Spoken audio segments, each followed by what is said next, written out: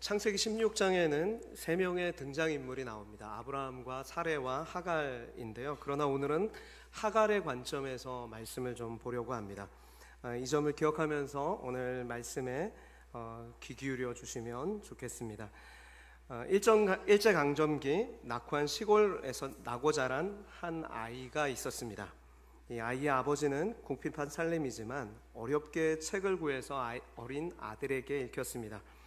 그 덕에 아이는 7살 때부터 책을 읽는 재미를 붙였습니다. 책을 좋아하는 이 아이를 귀하게 여긴 교회학교 선생님께서 어느 날 아이에게 아해생활이라는 잡지를 선물해 주었습니다. 아이는 한 주간 내내 잡지에 실린 글들을 읽으면서 나도 내 생각을 좀 글로 표현할 수 있으면 좋겠다라는 것을 꿈꾸고 조그만 노트를 사서 그 공책에 자신의 생각을 적었습니다. 그리고 다음 주일에 아침 그 책을 선물로 주신 선생님께 자신의 글을 보여주었습니다. 선생님은 아이의 재능을 알아보고 칭찬하면서 아해생활이라는 그 잡지를 1년간 더 보내주겠다고 약속했습니다. 그러면서 이렇게 덧붙여 말합니다. 선생님이 늘 너를 지켜볼게. 여러분, 이 말은 감시하겠다는 말이 아니라 응원하겠다는 말입니다. 이 선생님 응원에 힘입어서 이 아이는 계속해서 글을 썼고 그 후 1941년 아해생활에 이 글이 추천되면서 시인으로 활동하게 되는데 이 시인의 이름이 박목화 시인입니다. 이 박목화 시인이 지은 대표적인 시 중에 하나가 과수원길입니다. 여러분 잘 아는 시일 텐데요. 동구밭 가수원길 아카시아 꽃이 활짝 폈네. 그 시를 이분이 지은 거예요.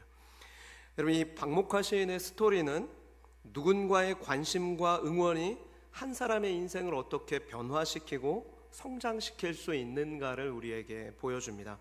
오늘 본문에는 하나님의 관심과 응원을 받아 변화되고 성장해가는 하갈의 이야기가 나옵니다.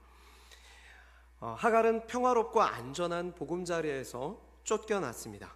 사레의 여종이었던 그녀는 아브라함의 아이를 잉태하고는 여주인을 멸시했다가 여주인 사레에게 학대받고 그것을 피해 도망하는 신세가 됩니다. 마치 추운 겨울 따뜻한 둥지 밖으로 떨어진 어린 새처럼 그 광야의 환경은 임신한 여인에게 굉장히 위험하고 험난한 곳이었습니다. 그렇게 한밤의 추위와 한낮의 무더위를 견디면서 몇 날 며칠을 그렇게 기진할 만큼 걸어서 드디어 광야의 샘물 하나를 발견했는데 그 샘은 가데스와 베레 사이에 있었습니다. 아브라함이 머물고 있던 곳으로부터 여러 날을 걸어야 할 만큼 멀리 떨어진 곳입니다. 하나님은 그곳에서 몸과 마음이 지친 하갈을 찾아오셨습니다. 그리고 광야에서 홀로 울던 여인에게 내가 내 씨를 크게 번성하여 그 수가 셀 수 없이 많게 해주겠다고 약속해 주십니다. 여러분, 하나님께서 하갈에게 이 약속을 주신 이유는 하갈의 뱃속에 있는 아기 역시 아브라함의 후손이었기 때문입니다. 하나님은 창세기 12장과 13장과 15장에서 아브라함에게 세 차례나 걸쳐서 너의 후손이 하늘의 별과 같으리라, 많으리라 그렇게 약속하셨습니다.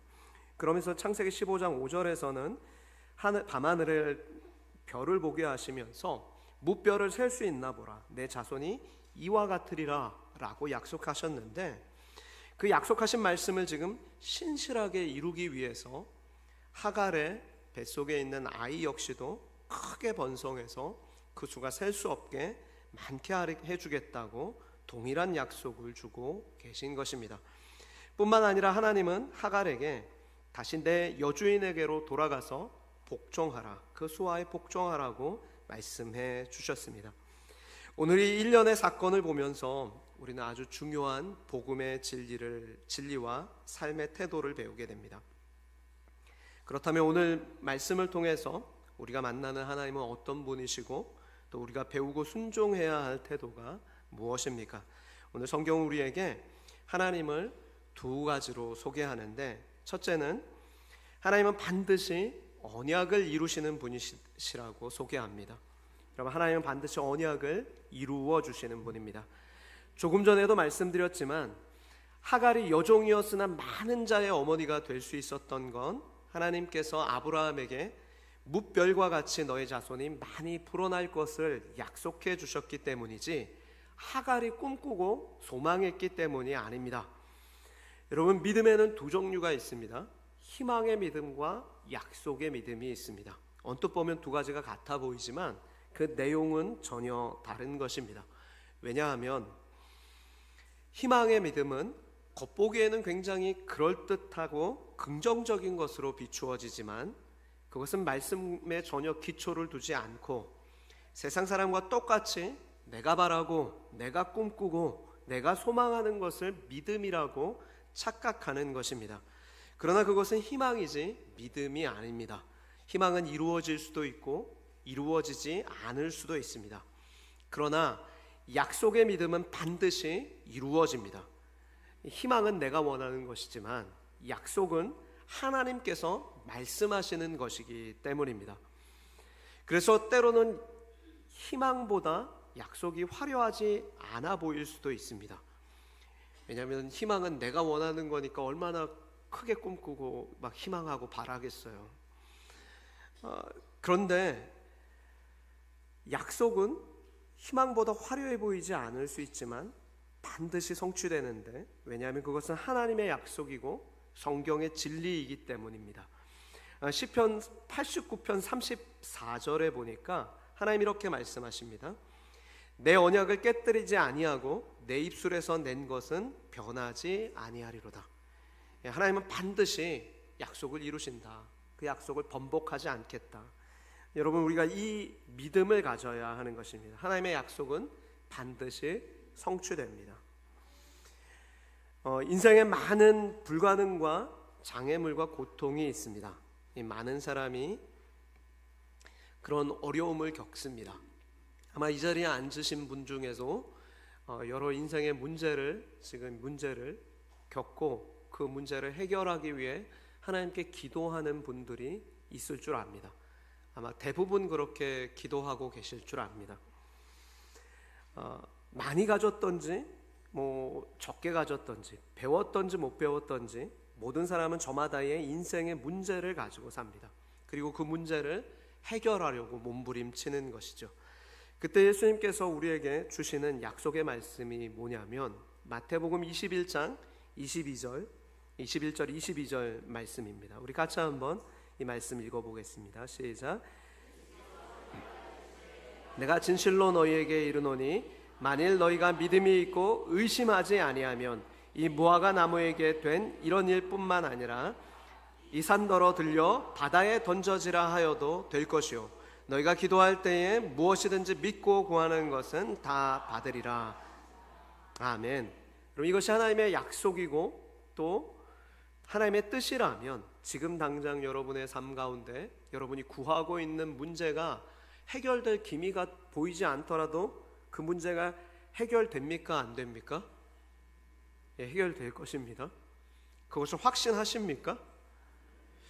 여러분, 마치 요나가 물고기 뱃속에서 기도하기 시작했을 때 하나님이 요나는 느끼지 못했지만 이미 그 물고기를 무트로 방향을 틀어서 움직이셨던 것처럼 분명히 내가 기도하는 그 순간에 하나님의 때에 하나님의 방법으로 그 문제에 사는 해결의 바닷속에 던져질 것입니다.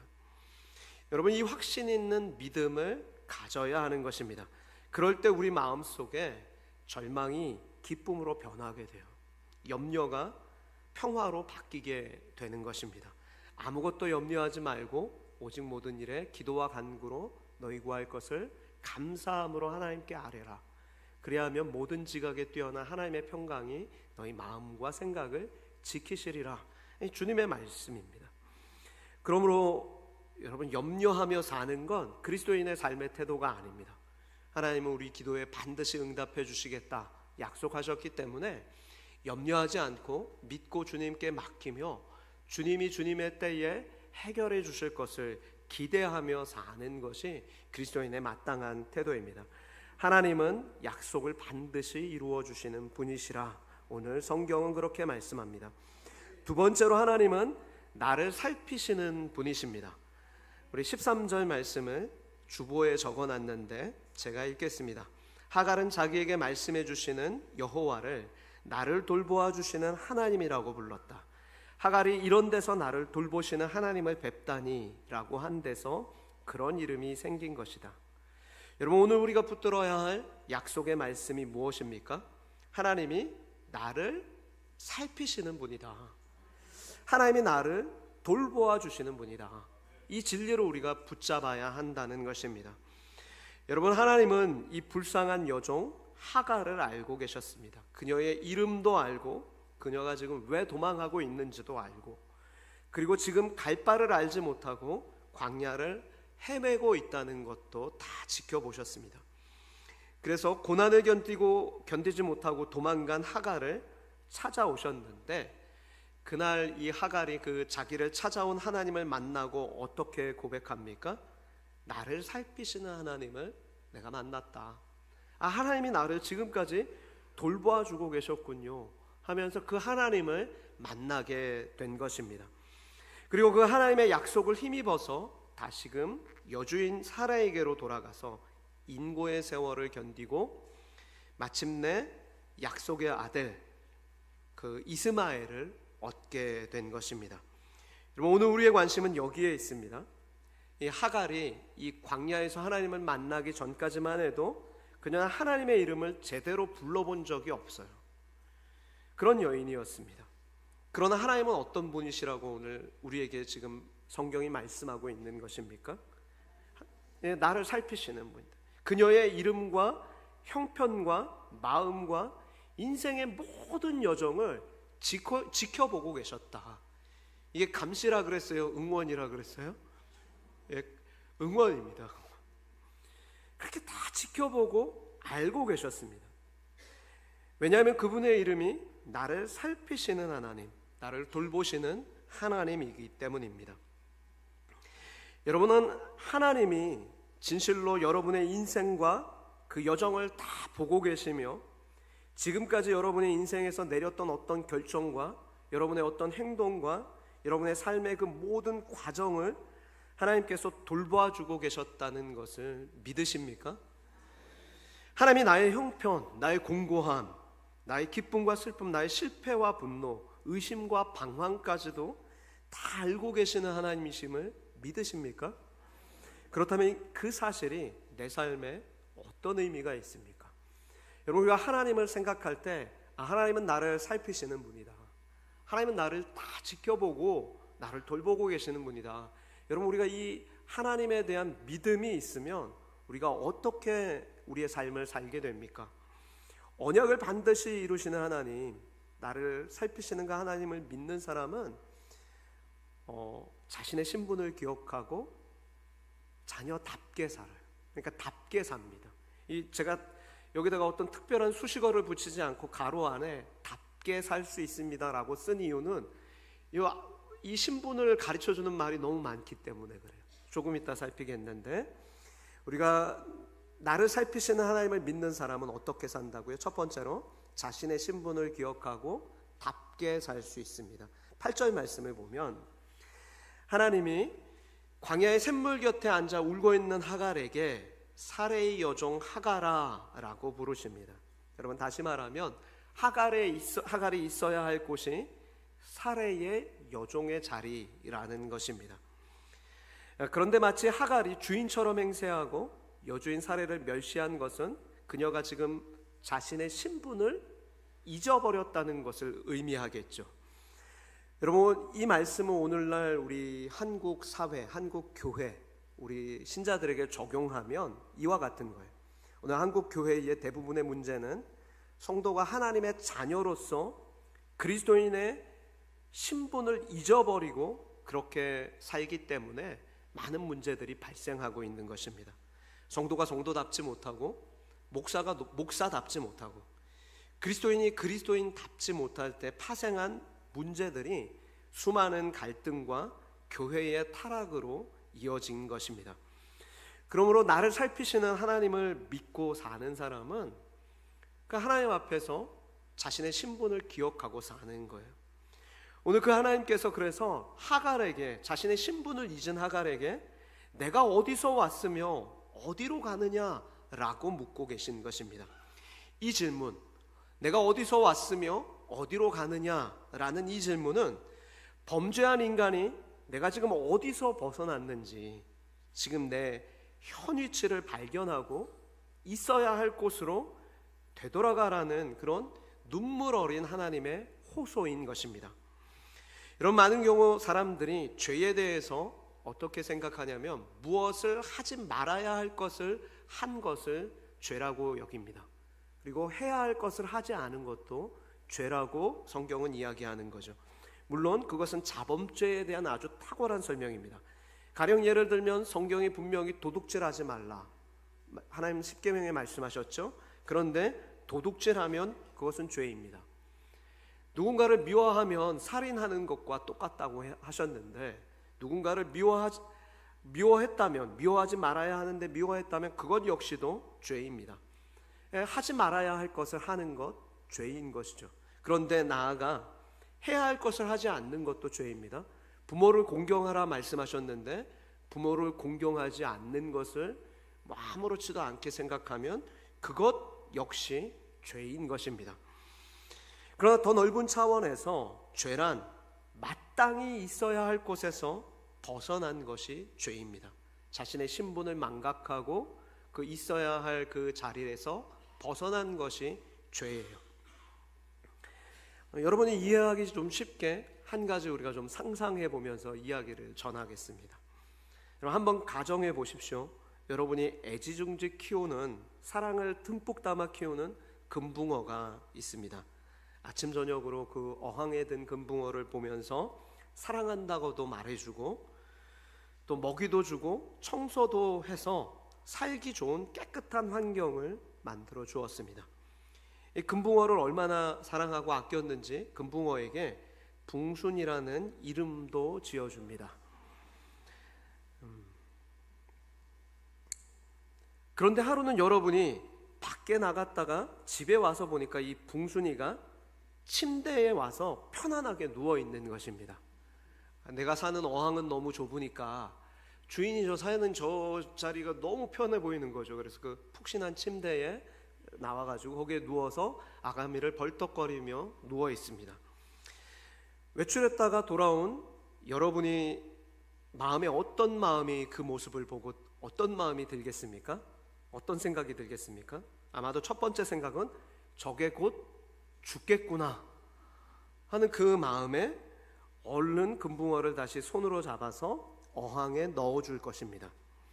그리고 금붕어가 누웠던 그 자리를 어떤 시선으로 바라보겠습니까? 더럽다입니까? 아니면 깨끗하다입니까? 예. 내가 사랑하는 붕순이가 누워있던 자리니까 너무 깨끗하지 그러면서 그냥 거기 누워서 자나요? 아니요. 더럽다 생각하고 그것을 시트를 벗겨서 이불을 빨고 깨끗하게 한 후에 사용할 것입니다. 여러분, 하나님이 지으신 창조 원리에서 벗어난 상태가 바로 이와 같습니다. 그러니까 하나님이 정하신 위치, 하나님이 바라보시는 그 창조의 질서에서 벗어나면 그것이 하나님 보시기에 더러운 거예요. 그게 죄인 것입니다.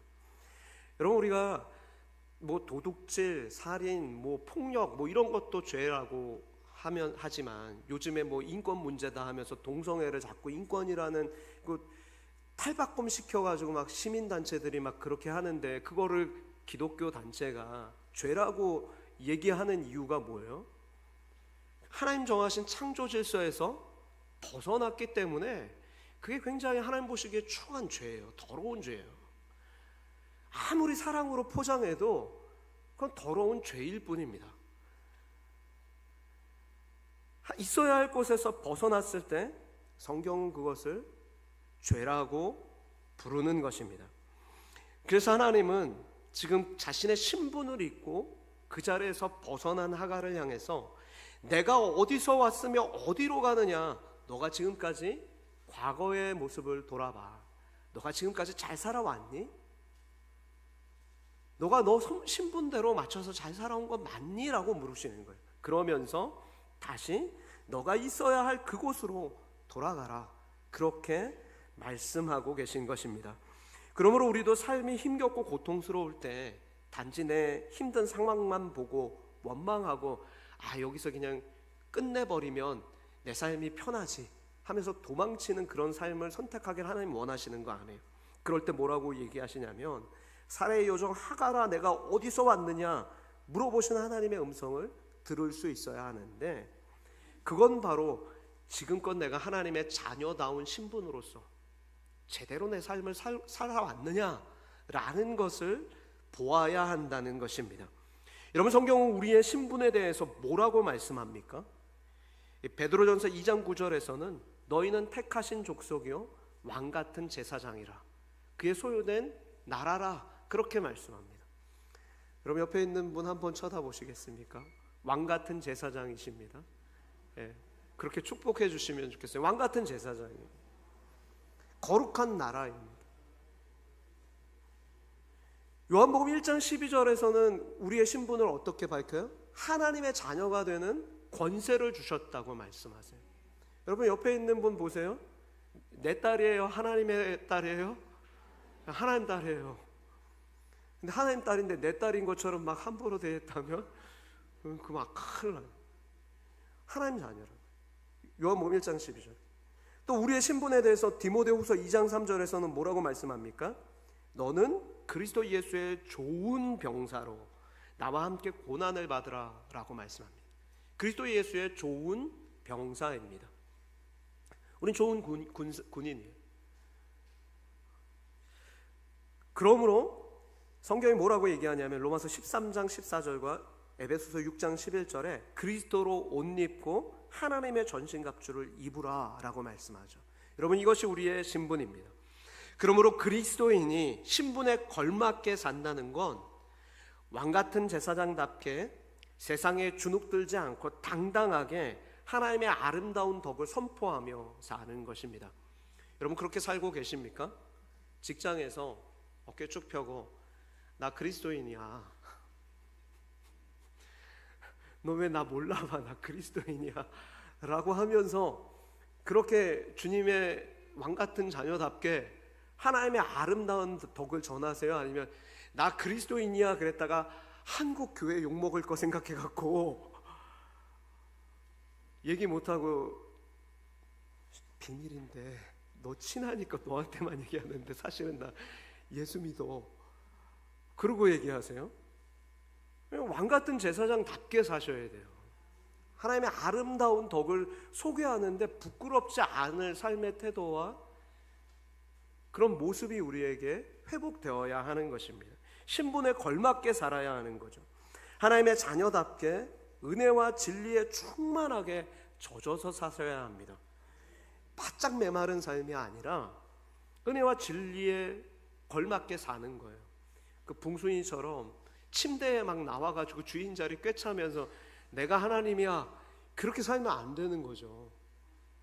자기가 있어야 할 그 위치에서 하나님을 영화롭게 하며 살아야 하는 것입니다. 그리스도의 좋은 병사답게 고난을 받을 때도 불평하지 않고 믿음으로 하나님의 선하신 섭리를 기대하며 사는 것입니다. 그리스도의 종답게 하나님이 미소 지을 수 있도록 선택하고 결정 내리며 사는 것입니다. 이렇게 나를 살피시는 하나님을 믿는 사람은 삶이 달라져요. 반드시 달라집니다. 예수 믿었는데 어제의 나와 오늘의 내가 똑같다. 인격의 성숙도 없고 오히려 퇴보한 것 같다. 야, 너는 10년 전이나 지금이나 똑같니? 이게 칭찬이라고요? 아니라고요? 외모를 이야기하는 거면 칭찬일 수 있어요. 젊어 보인다는 소리니까. 근데 성품이나 뭐 태도나 이런 게 똑같다라고 얘기하는 건 칭찬이 아닙니다. 우리는 더 깊어져야 하는 것입니다. 사례의 요정 하가라 너의 신분을 생각하고 그에 걸맞게 살아라 라고 주님 하셨던 말씀을 기억하고 우리는 내 신분을 잊은 채 하나님 자녀답게 살지 못했던 나 자신의 모습을 돌아보고 믿음의 여정을 다시 새롭게 세워가는 복된 인생이 되실 수 있기를 축복합니다. 그리고 그럴 수 있어야 합니다. 둘째는 하나님은 언약을 지키시는 하나님, 그 나를 살피시는 하나님은 그 하나님을 믿는 사람은 다시 해보자라는 믿음으로 무너진 삶을 회복할 수 있습니다. 그럼 9절 말씀 보세요. 여호와의 사자가 그에게 이르되 내 여주인에게로 돌아가서 그 수하에 복종하라 라고 말씀합니다. 여러분, 하갈의 입장에서만 오늘 생각해 본다 그랬어요. 하갈의 입장에서 이 말이 쉬운 말씀이 아닙니다. 아마 하갈은 이렇게 말하고 싶었을 거예요. 하나님, 정말 제가 오죽하면 도망쳤을까요? 하나님, 내 처지와 형편 다 살펴보셨잖아요. 그렇다면 하갈아, 그동안 학대받고 견디기 힘든 고난을 겪었으니 고생 많았다. 내가 새로운 도피처를 너에게 줄 터이니 그곳으로 가라. 그렇게 말씀하셔야 되잖아요 라고 말했을 수도 있습니다. 제가 이렇게 가정하는 이유는 오늘 본문에 사례가 하갈을 학대하였더니 라는 이 단어에 나온 학대라는 이 단어가 히브리 문법에서는 PL형이라고 쓰여 있는데, 이 PL형이라는 게 뭐냐면요, 강조예요. 그러니까 만약에 인쇄소에서 이 문법대로 번역했다면 학대하였다니라는 글자를 조금 더 큰 글자로 바꾸고 굵은 그 궁서체로 써서 여기다가 학대하였더니라고 했어야 옳습니다. 그런데 이 학대하였더니라는 단어가 어디에 또 쓰였냐면 출애굽기 1장 12절에 쓰였어요. 애굽왕 바로가 이스라엘을 학대할수록 그 백성이 점점 더 번성하였더라 라는 그 말씀에 쓰였던 단어가 이 학대하였더니. 그러니까 그 학대가 얼마나 극심했는지 아시겠죠? 그 집도 안 주고 똑같이 벽돌을 구워라, 막 못 걷고 힘들어서 쉬면은 막 채찍질하고 막 그러면서 학대하였던 것처럼 아마도 사례가 하갈을 너 나 멸시해? 네가 감히 위치도 모르고 멸시해? 그래, 집안일 3종 세트 하면서 그러면서 도구 하나도 안 주고 똑같이 빨아내. 우리 맨날 손님 초대할 거야. 밥 챙겨. 그랬겠죠. 그러나 하나님께서 이 하갈에게 이제까지 그녀를 학대한 여주인 사례에게로 돌아가라 말씀하십니다. 더 나아가 복종하라 말씀하는 거죠. 여기서 우리는 오늘을 사는 우리에게 주시는 하나님의 음성을 들을 수 있어야 합니다. 하나님은 우리가 지금 위치에서 도망치고 싶을 때, 현실에서 벗어나고 싶을 때, 그래서 떠나고 싶을 때 뭐라고 말씀하시는 거냐면, 함부로 도망치지 말고 다시 한번 해보자. 너가 있어야 할 자리는 여기 맞아. 거기서 너가 한번 믿음으로 한번 꽃 피워보자. 그렇게 응원하고 계신 것입니다. 여러분, 우리가 직장도 어렵고 가정도 쉽지 않고 물질적으로도 힘들어서 더는 못 견디겠다는 마음이 들더라도 하나님께서 나를 심어두신 그곳에서 인내하는 믿음으로 우리가 최선을 다하고 삶을 사랑하며 그렇게 살아보자 라고 하시는 그 주님의 초대라는 것을 우리가 기억해야 합니다. 여러분, 우리가 많은 경우에 예수 믿는 성도들 중에서도 이 건강에 관해서 이렇게 아니면은 가정 형편에 대해서 이미 늦었다라고 포기하고 관리하지 않고 사시는 분들을 간혹가다 만나게 되는 경우가 있습니다. 주변에서 혹시 그런 분들 보셨습니까? 못 보셨어요? 예, 감사합니다. 못 보셔서. 안타까운 거죠. 그러면 이미 늦었다고 생각하면, 그리고서는 자포자기하면 그 사람도 어떻게 보면 건강이나 삶의 모든 환경에서 점점 힘들어질 뿐만 아니라 그분을 케어하는 사람은 어떻게 될까요? 더 힘든 거예요. 그렇기 때문에 오늘 우리에게 주시는 이 말씀을 기억하셔야 돼요. 다시 해보자 라는 믿음으로 여러분의 건강도 회복해 보시고, 여러분의 경제적인 형편도 다시금 일으켜 보시고, 깨어진 관계도 다시 한번 회복해 보실 수 있는 여러분 되실 수 있기를 주님의 이름으로 축복합니다. 여러분, 우리가 주님의 이 초대를 오해해서는 안 되는 게, 하나님이 하갈에게 다시 돌아가라고 말씀하신 게 그냥 죽을 자리로 가가지고 인간적으로 톡하게 견뎌내라 뭐 그런 의미가 아닙니다. 이게 어떤 의미냐면, 너가 자기를 부인하고 자기 십자가를 지고 복 주실 하나님을 그렇게 의지하면서 삶의 작고 사소한 일에도 감사하며 그렇게 살아봐라. 그러면 내가 너를 응원한 것처럼, 내가 너에게 복 주겠다고 약속한 것처럼, 그러면 내가 너에게 복을 줄 거야 라고 그렇게 말씀하시는 거예요. 여러분, 이전에 하갈은 사례와 자신을 비교하며 매사에 불만을 갖고 주인의 권위를 무시하며 살았습니다. 그러나 이제는 환경과 주변 사람은 그대로일지라도 하갈이 스스로가 지금 어떤 하나님을 만났어요? 살펴보시는 하나님, 나를 돌보시는 하나님, 이 하나님을 지금 만났어요. 그래서 깨달은 거예요. 아, 하나님이 지금 내 모든 삶을 다 지켜보고 계셨구나. 그리고 내가 얼마나 이 환경 가운데 어렵고 힘든지를 또 다 아셨구나. 여러분, 한번 하갈의 입장에서 생각해 보세요. 하갈이 자신이 아브라함과 사레의 종이 되겠다고 선택하지 않았을 거예요. 어떤 연유에서인지 어쨌든 종이 될 수밖에 없는 삶의 형편이 있었어요. 그리고 하갈이 자신이 선택해서, 나는 여주인 사례님, 제가 오늘부터 아브라함 어르신의 첩이 한번 돼보겠습니다. 저에게 그 자리를 좀 허락해 주십시오. 요청한 적도 없어요. 그냥 자기가 원한 적도 없는데 그 자리에 어떻게 보면 떠밀려서 간 것입니다. 그래서 잉태했다고 어떻게 보면 조금 자랑했어요. 여주인을 조금 멸시했어요. 그런데 조금일까요?